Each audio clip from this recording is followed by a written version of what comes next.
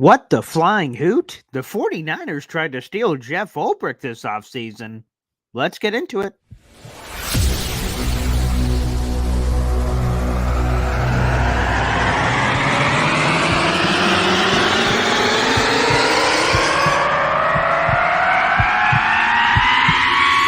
Zoinks!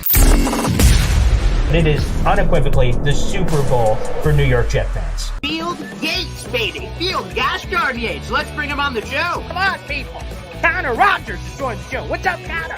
But Trevor Gosh darn Sycamore, baby, for me, personally, my favorite New York Jet of all time. Wow, it's great to be on. What an intro that was right there. Paul, nobody does an intro like you, man. Paul, you give the best intro of literally any podcast that I've ever been. I'm gonna lose my gosh darn bananas.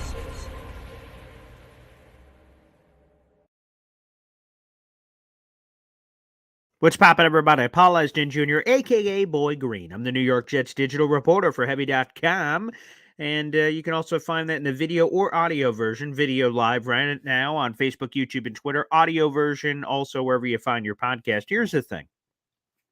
So there were some Jeff Ulbrich whispers over the last couple of weeks.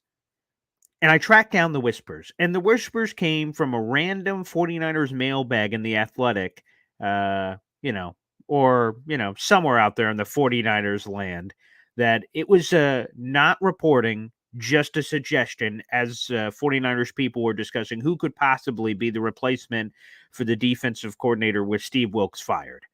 And the source, again, screamed it from the rooftops. This is not a report. This is just my random speculation. So I saw that, and obviously we do a show every day here. We never did a show on the Jeff Ulbrich stuff because I was kind of like, let's do something when there's something worth doing. Well, now we've officially heard that that's no longer rumor, random, thoughtville. That happened. Shout out to Zach Rosenblatt of The Athletic, who had the scoop ski potato. Here are some key details. We also have a full article in the YouTube description down below. Zach Rosenblatt of The Athletic shared in a column posted yesterday that the 49ers, quote, had conversations about, end quote, stealing defensive coordinator Jeff Ulbrich. Rosenblatt also said there was, quote unquote, mutual interest in exploring a marriage on both sides. And once I saw that, I'm like, well, again, I guess let's go to the good news first. Jeff Ulbrich is staying. There's nowhere for him to go. Adam Schefter shared on March 2nd, a couple of days ago, that the 49ers ended up promoting defensive passing game specialist Nick Sorensen to the DC role. So the good news, I guess, in all of this is he ain't going anywhere. This is one of those stories. They tried to grab him, but they were unsuccessful in their attempts, apparently. That one would have been devastating. The Jets have lost a ton of coaches, mostly on the offensive side of the ball. There's been a spot guy here or there on defense, but it's been mostly on offense with guys like Taylor Embry, the running back coach, Zach Azani, the wide receivers coach, Rob Calabrese, the quarterback coach. And some of them, they let them go, and others they left on their own, whatever the case may be. But most of it has come on the offensive side of the ball. Now, quick explanation on that. It's probably not the worst thing in the world. Like, you don't like this mass exodus of people running for the doors, in theory, in a perception standpoint. But when you come off one of the worst offensive years in Jets franchise history, if they're switching a lot of deck chairs on the Titanic for the offensive side of the ball, I don't think that one's bad, to be honest with you. I don't think that one's bad at all about that happening, or the offensive coaching staff changing dramatically. Now, on defense, losing Jeff Ulbrich would have been a crippling blow for this team. Robert Sauer's never called defense since he's been here with the Jets. It's always been Jeff Ulbrich's task. The first year was incredibly rough. All the analytics and statistics were terrible, and people were calling for Jeff Ulbrich's job. But, like a fine wine, he got better with age, and now he's turned into this spectacular coach for the Jets. Now, I can understand, as Zach Rosenblatt reported, that there was mutual interest between Ulbrich and San Francisco, and here's why. It's very simple. Ulbrich has been very upfront about what he wants to do. He wants to be an NFL head coach, and the best way to be an NFL head coach is to dominate and do well, which he's done with the Jets, but also be on a winning team, and he hasn't been on a winning team. The Jets have not won. So his efforts have gone to waste. His efforts have not been recognized properly in the spotlight for that. So that's been the thing on Jeff Ulbrich. So I could understand why Jeff Ulbrich goes, well, the 49ers need a DC. I'm a DC. And the last couple of 49ers head coaches, the last couple of 49ers DCs became head coaches. Robert Saleh, his boss, and D'Amico Ryans. So the 49ers win. They've been in, 4 of the last 5 years, been in a couple of NFC title games, 2 Super Bowl appearances. Like, they're in your face, which raises your profile as a coach. So if you're coaching and your unit's doing well, and in theory, the team is doing well from a winning perspective, you gain a lot more interest. So I am rooting like hell for Jeff Ulbrich. Eventually, not this year, but eventually I want Jeff Ulbrich to get a job as a head coach. He deserves it. Seems like a great guy, former player, been in the league a decade, carved his way up over the last 10 years, also in the assistant coaching world and working his way up. So I'm rooting like hell for Jeff Ulbrich to get a job. I'm hoping the Jets win the championship and then, okay, Ulbrich, the vultures come for your players and coaches. But I'm just so glad that apparently Robert Saleh and the Jets refused to allow Ulbrich to leave. Here it is. Quote, ultimately, this is from Zach Rosenblatt's piece. Ultimately, the Jets made it clear that they were not going to let Ulbrich leave. Teams can block coaches under contract from taking jobs with other teams unless it is a promotion from a position coach to a coordinator or coordinator to head coach, which was not the case here, end quote. The 49ers were trying to do a lateral move, and there's only 2 ways that could have happened. Number 1, if the Jets allowed it to happen, and why would they? That makes no sense whatsoever. And then number 2, a trade, basically, where the 49ers gave up draft compensation to the Jets, which sounds nice in theory, but I wouldn't have been for it. So keep Ulbrich, keep this unit together. There's a bunch of changes on the offensive side of the ball. Hackett and some of the main characters are still there, but there's all this swapping and swapping all over the place, and Aaron Rodgers is going to be back. Your defense has been really good the last 2 years. Keep the train rolling. Try to have some level of continuity on that side of the ball that is massively and critically important. So, this report, I was like, angry? I don't know what the hell? 49ers, back off, pal. Back up. That was kind of my theory or thought or reaction. Like, go kick rocks, pal. Go find your own guy. So I'm really excited for the defense this year because 2 things. First off, the offense should be immensely better, which should put this defense in even better positions to rush the passer and jump things for turnovers. Because if you're playing a team, right? Jets play the Bills week 1, let's just say. And the Jets get on top of the Bills. I don't know, 10-0, 14-0, whatever. All of a sudden, the pressure starts to create where the Bills are like, oh, man, we can't just run the ball anymore. We got to pass the biscuit here. And the Jets know they're passing the biscuit. So that increases the pass rush opportunities. And then on the back end, obviously, for jumping routes. So like, oh, we know a pass is coming like every play. So you could get a little frisky on some of those comeback routes, curl routes, and things where corners and safeties can kind of jump some of those routes. Jordan Whitehead, the Bills killer himself, you get some of those ops.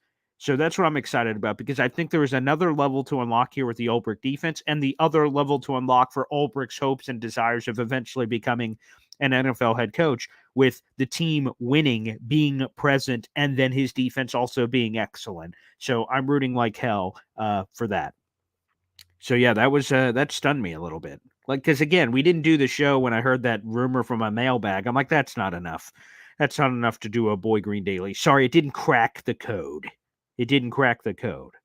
But, now that we get it from Rosenblatt and the full reporting of it, okay. That one got a little spicy. All right, let's dive into some of your questions. Feel free, wherever you're watching, drop in a question or comment. Super chats skip the queue, baby. So feel free to send that in if you'd like to support the show. Or join the Boy Green Super Fan Club on YouTube membership. All right. Let's see. That's a good one from Shadow Realm. Going to fire this defense up even more when he decides to stay, which he has. I would imagine that, you want to feel wanted, both as a coach and the players. So for him to choose the Jets or like San Francisco not to give up stuff, however you want to evaluate it, that's cool. I think the players are really going to rally around that. He's beloved. That's the word Zach Rosenblatt used in his piece.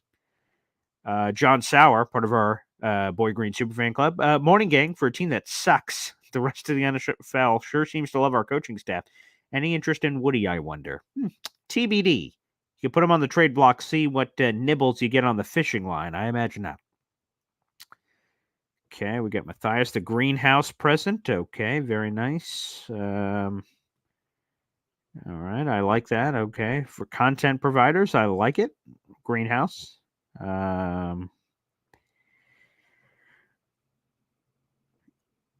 Phil, I would have not been happy for Ulbrich. I would not have been happy if Ulbrich was poached from us because he could have been easily swapped for Saleh. Should have happened.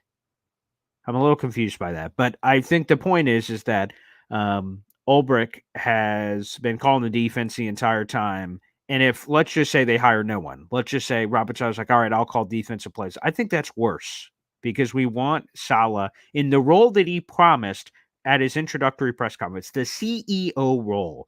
We had the coach of the offense, coach of the defense. That was right before Saleh. That was Adam Gase and Greg Williams, and that was a disaster.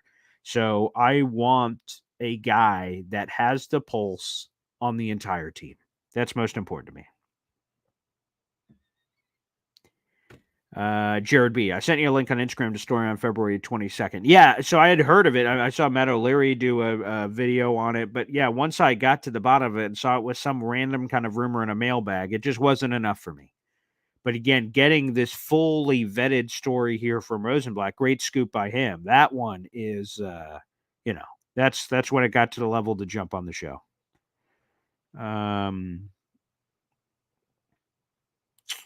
What's your take on Runyon? This one coming from Johnny on YouTube. I'm all for it. Yeah, he's one of the more underrated free agents. I know people have an immediate disgust or disdain for former Aaron Rodgers teammates joining the Jets, but yeah.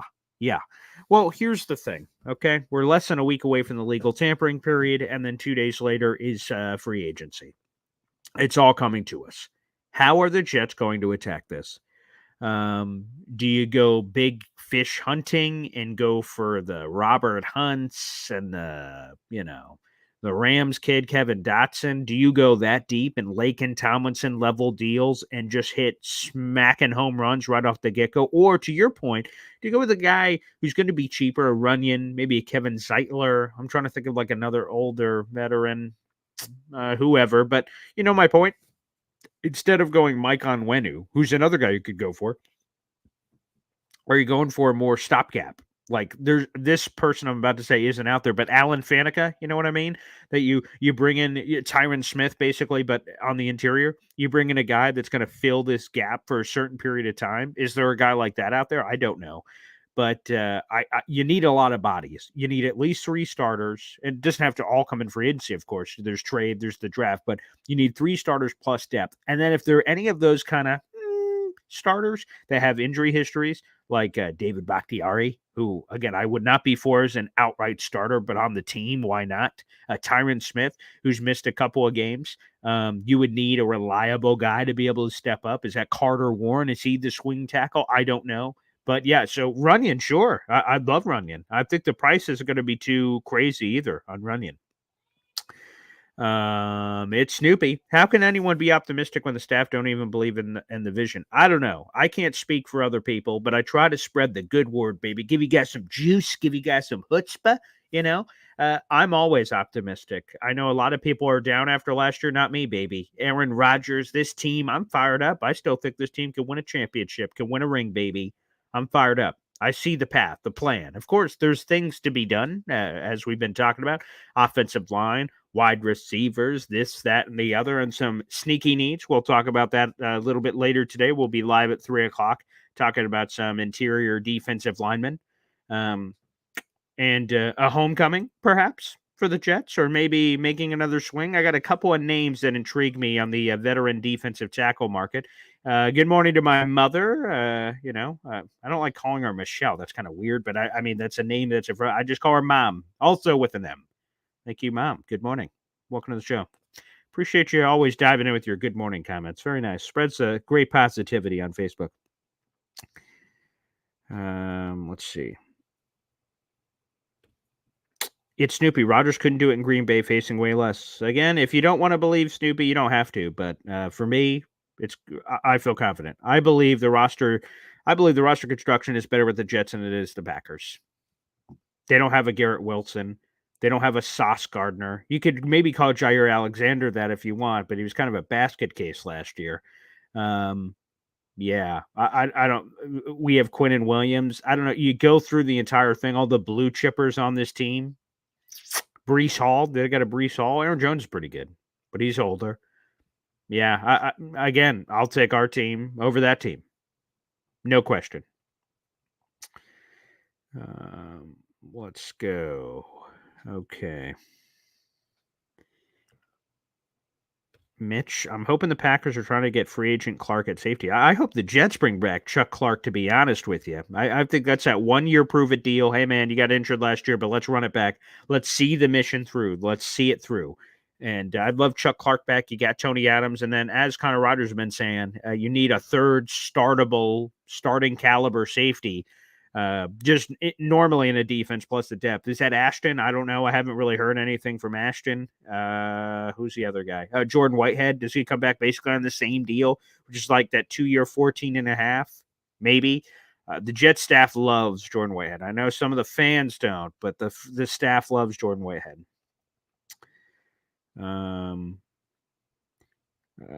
Let's see.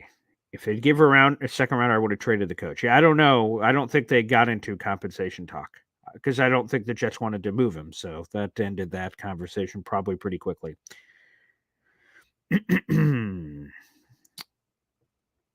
John Sauer says, all in on O-line, whatever it takes. 2-4 free agents, draft 2. Again, I want to maximize the free agency period or trade period ahead of the draft so you're not forced. That's why I'm such a big fan. I've said it before, but I'll repeat it.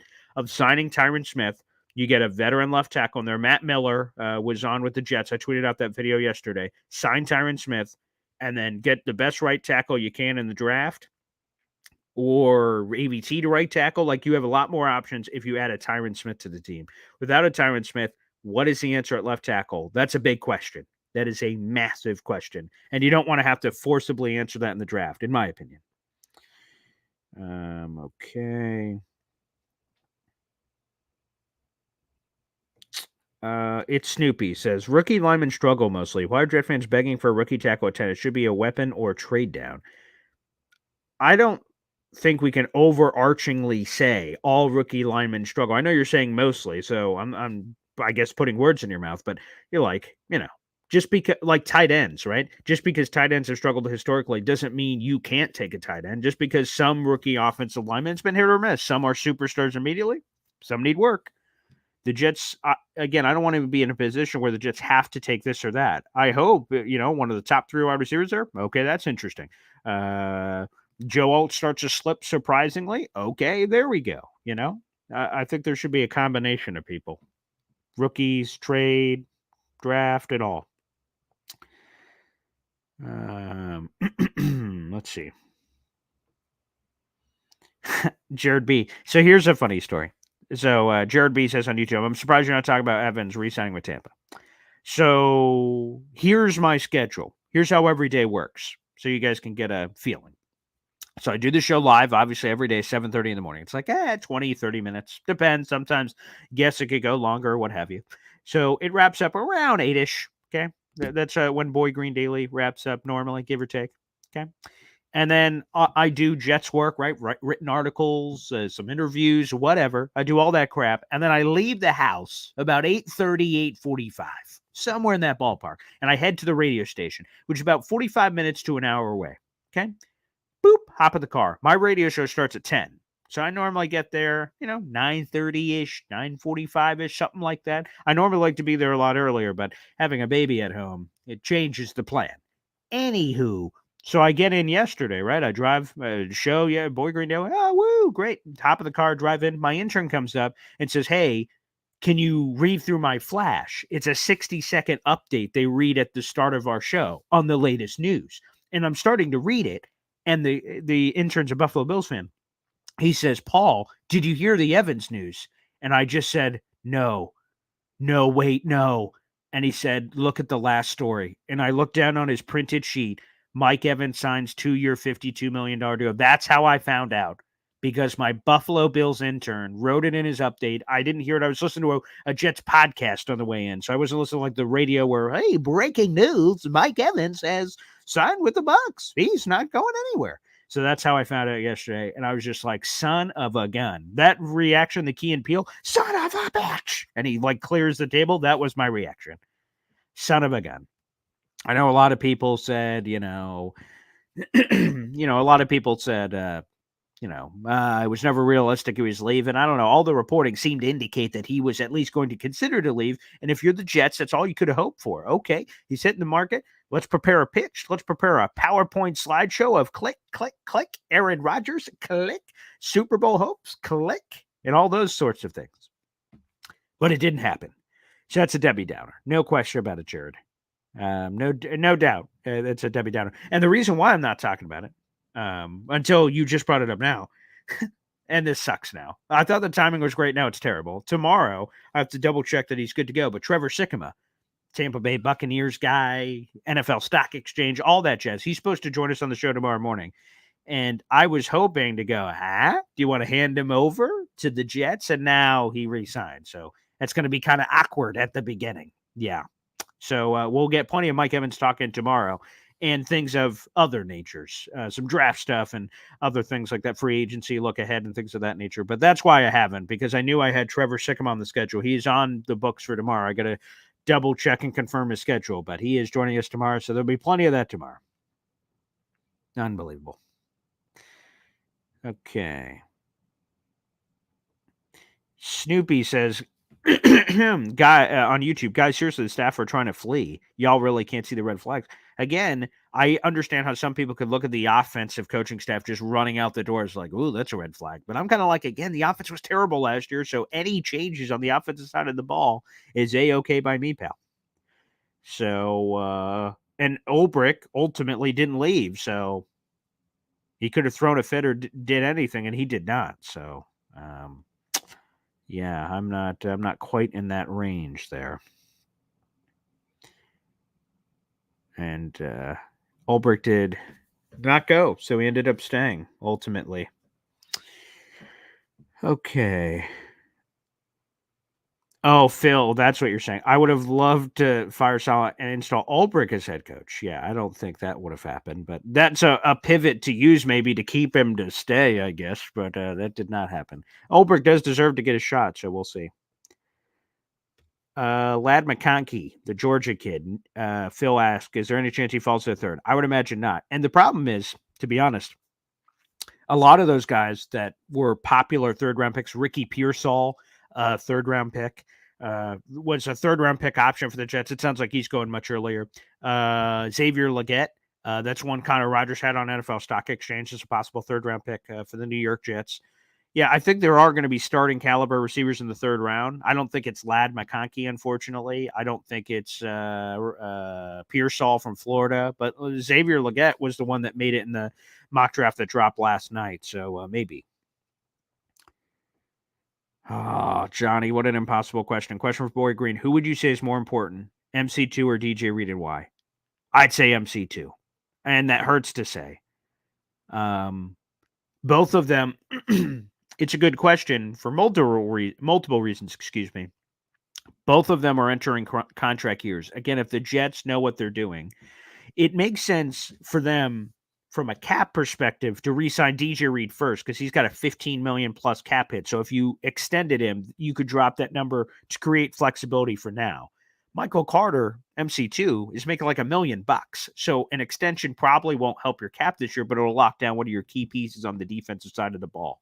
I think MC2 could play inside outside. I'd rather keep him inside because, again, as we're seeing with AVT, just because you can move all over the place doesn't necessarily mean you should.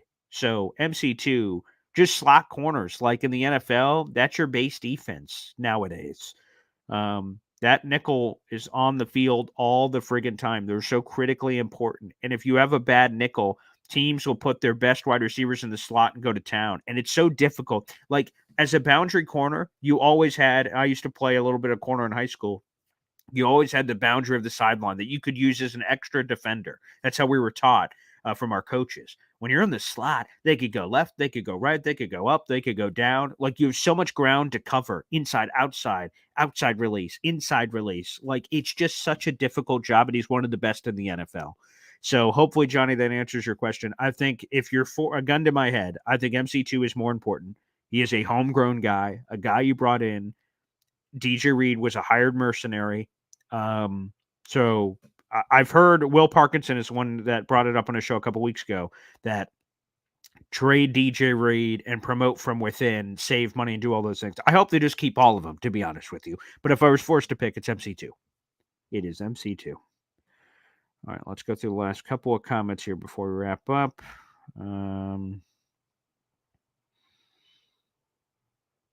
I think Matthias Simon says Aaron Rodgers is not the savior, but what he is the best quarterback we've had in a decade. That goes a long way. Aaron Rodgers is the best quarterback the Jets have ever had. I love Joe Namath, Chad Pennington, Ken O'Brien. Come on, man.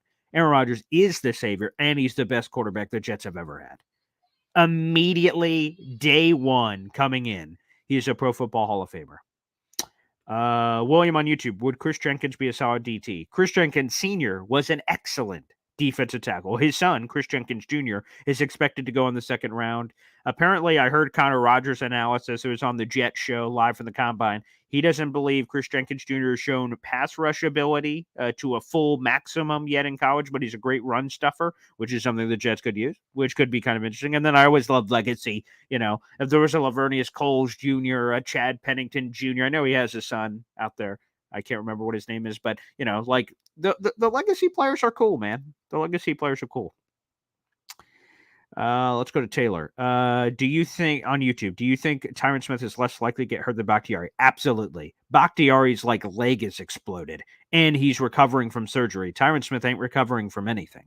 Like, he had nagging things that he addressed throughout the season, but like, he appeared in 13 of the 17 games. Bakhtiari, did he appear in any games this year? I don't even know the answer to that question. So he's just been chronically hurt. Like, Tyron Smith has averaged 13 starts a year throughout his NFL career. Much better than David Bakhtiari. He's missed like 36, 37 games in the last 3 years. So, hell yeah, I think Tyron Smith is less likely to get hurt. Absolutely, I do.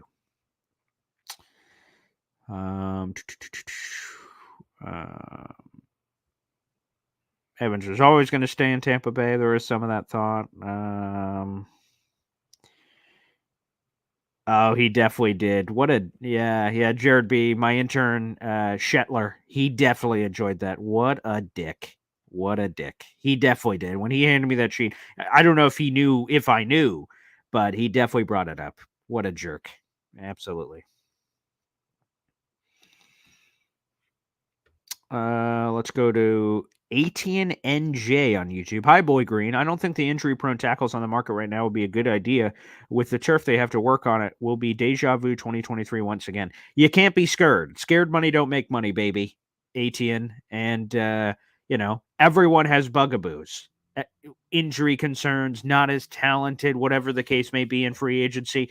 You're going to have to look at all these ugly stepchildren out there and pick the one that you're willing to adopt. Go, all right, well, they all have baggage, but this one's baggage I'm willing to accept. So that's basically how I judge it. Tyron Smith is going into the Pro Football Hall of Fame for his overall career. He's coming off last season the number one pass protector of any offensive lineman in football.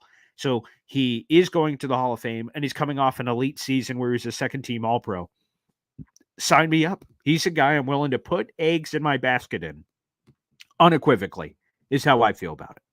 But hey, different strokes, different folks. I get the turf thing. I get it. But, man, I think he's a guy worth investing in. The solving left tackle ahead of the draft, I think, is really important. Okay, let's see. Say the Jets do win it all. Oh boy. How How many Hall of Fame quarterbacks have we had? One. That is Broadway Joe Namath.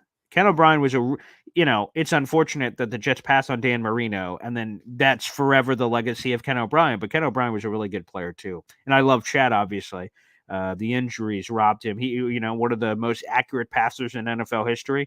His completion percentage number does not stand. I believe Drew Brees took that away, but again, he had a remarkable career too. Oh, Brett Favre, doesn't that count as a Hall of Famer too? Yeah. So we've had a few. Let's see. Yeah, Namath. Yep. Okay. What quarterback are we drafting? That's a good question. John Sauer on YouTube. Probably day 3. Probably. Because it feels like first and third are going to be inverted one or the other at this point, pre-free agency. Offensive line, wide receiver, offensive line, in some order. Probably O-line, then wide receiver. But, there's always wiggle room, of course, depending on who's available and things of that nature. And then your quarterback of choice. Is it Spencer Rattler? Is it Pratt? Is it Jordan Travis? Is there another name we're not talking about that could be in the mix? That's possible.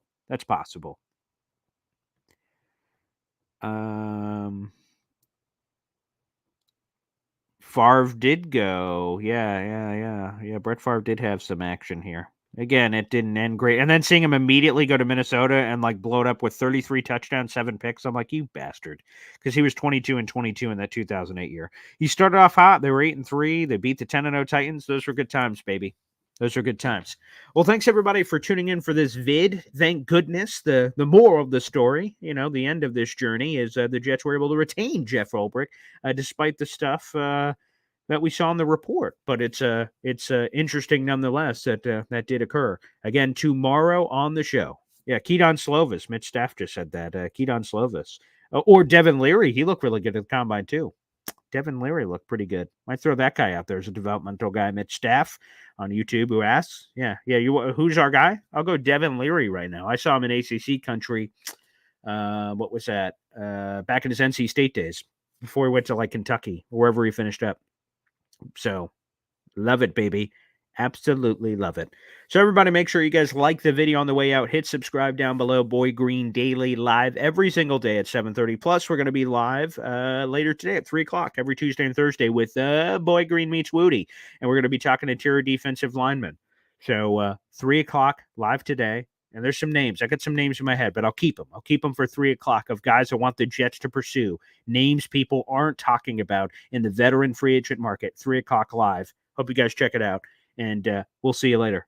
God bless. Take care. And we're supposed to have Trevor Sikkema on the show tomorrow morning, a big-time guest. Hopefully you guys can check us out then as well. God bless. Take care.